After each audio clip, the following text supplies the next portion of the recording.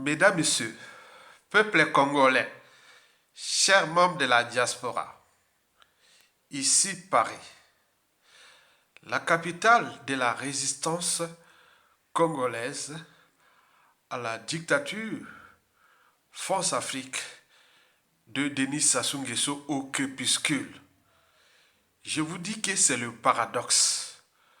Comment cela se fait-il que la France, Paris, qui est la protectrice ou le protecteur de Denis Sassou Nguesso, et nous, Congolais, nous installions ou nous installons la capitale de la résistance congolaise au dictateur Denis Sassou Nguesso ici à Paris.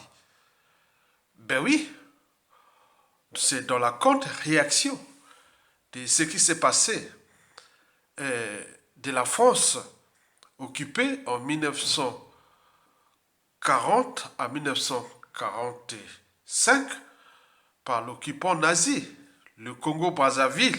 Brazzaville était devenue la capitale de la France libre. La suite, on la connaît, puisque depuis 1945, la France est libre. Mais nous, Congolais, on n'est pas libre depuis 1944-45. Alors, comment mettre la capitale de la résistance congolaise au dictateur France-Afrique sur son propre terrain?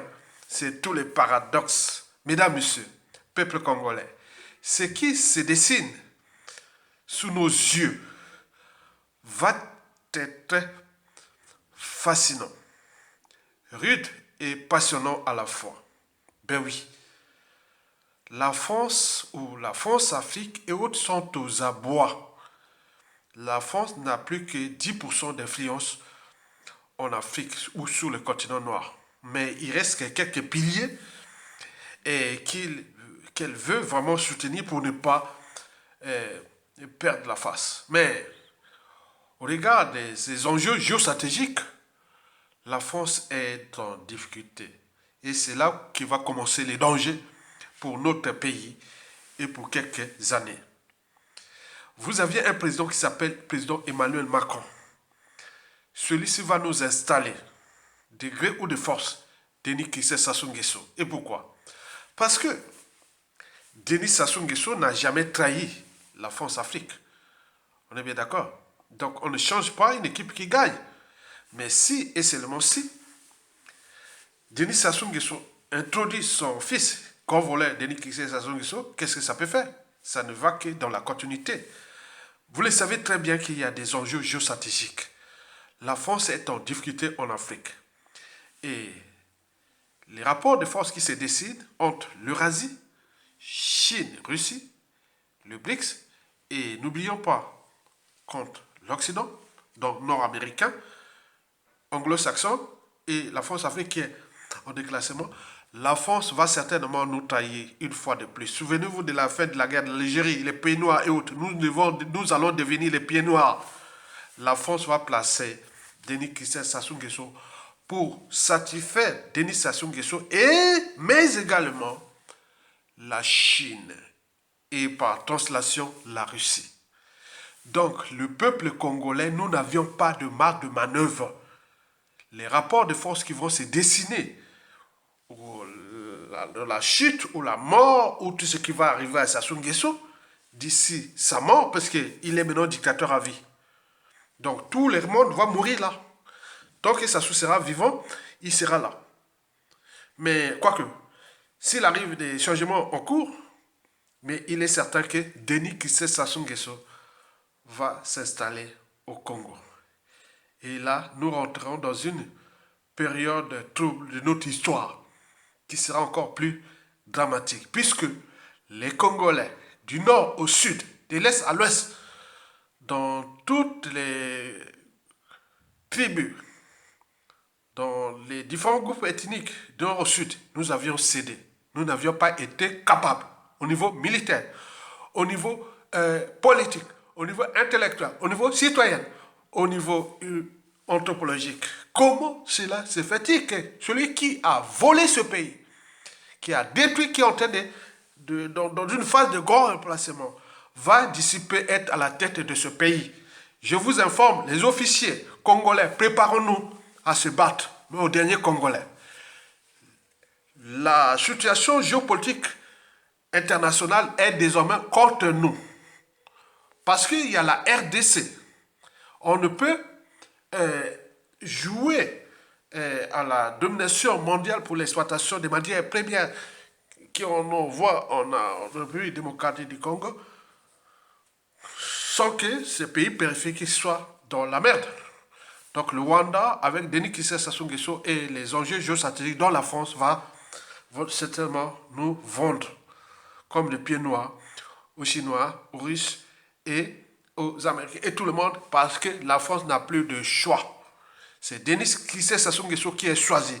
C'est la raison pour laquelle nous nous préparons à nous battre pour déjà pour notre liberté, pour notre dignité et surtout pour notre pays. Denis Sassou Nguesso, c'est un traître. Par translation, son fils. Il va certainement nous trahir. Et donc, les réseaux qui s'y préparent.